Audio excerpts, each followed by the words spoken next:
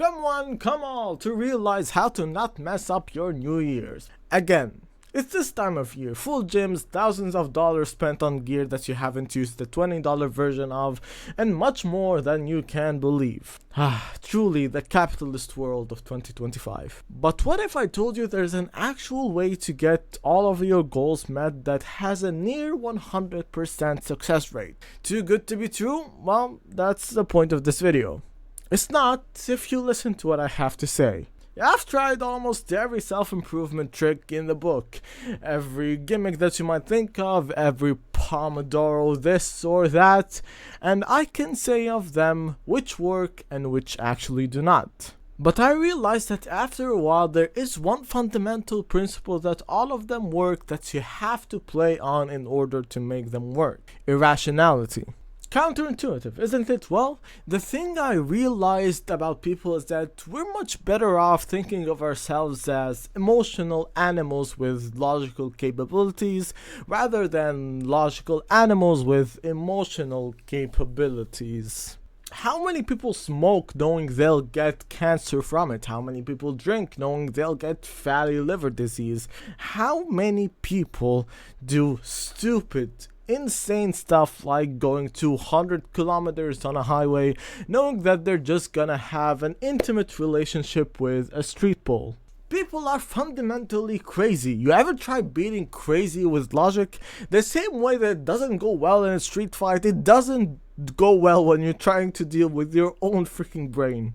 We have to lure, bargain, and almost trick it into working without making it realize it's actually, well, working. So rather than relying on giant efforts that, well, are gonna just fizzle out in the first 2 weeks of the year, we have to almost adjust its perception of normal with time. The problem with any of those giant efforts is that our reserve of willpower on a day-to-day basis just isn't consistent. Also what we call life happens phenomena. Imagine this: you get fired, you get handed your divorce papers by a lawyer, and you almost get into a car accident on your way driving back from the workplace that you got fired from. And now you're telling me to still do my workout and do all of that nonsense? Yeah, no! And so here comes one of the fundamental rules of life that I have experienced. You always need a buffer. You always need a buffer in time for the things that you allocated for, in your energy, in definitely your savings and money. It just is the only thing that can a lot of times avert you from disaster.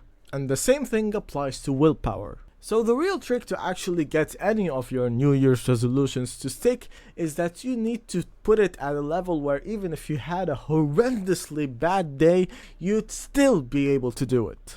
Something that falls just below the mental barrier of work. Something that you could look at any other day and scoff at, saying, oh yeah, that thing, yeah, I can do that in 5 minutes. It's not a problem. So instead of saying that you're gonna go to the gym 4 times a week, even though you've never seen the outline of one, you're just gonna go and take a 5-minute walk around your neighborhood.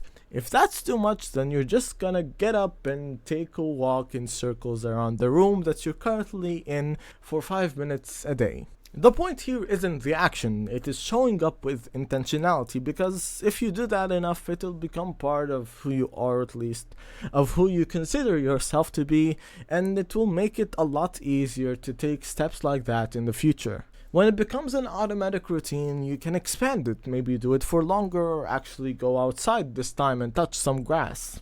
Maybe you want to save some money, and so the game becomes about how to make saving money actually more enjoyable than spending it, and how to make spending money as least enjoyable as possible. For example, here is what I do. Every day I have a specific daily budget that I use for the day-to-day expenses. Coffee, food, transport, that sort of thing.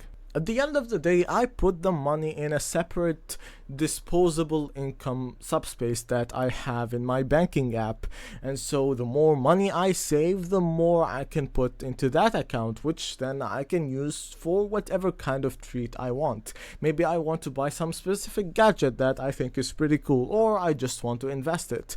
It's up to me at that point. And so the act of saving money becomes an incentivizing reward, even though in the grand scheme of things, nothing much has changed. I'm still spending money, it's just in a different way, in an intentional way, and in a more enjoyable and purposeful way. And when all of that doesn't work, you can always just lie to yourself. That needs correction. One more day. I'm not gonna smoke for one more day. I'm gonna go do my walk for one more day. I'm just gonna send those reach out messages for one more day. It's not like any of it is gonna fly anytime soon. I can always do it tomorrow. When you procrastinate from a bad thing, it actually becomes a good thing. So when you do something so grand, celebrate, acknowledge that you did something wonderful for yourself, because every celebration is an acknowledgement of the new person that you're becoming. And even when you do nothing bad, it's still a good thing because you didn't mess anything up. And with that, show that year who you are, man. Come on.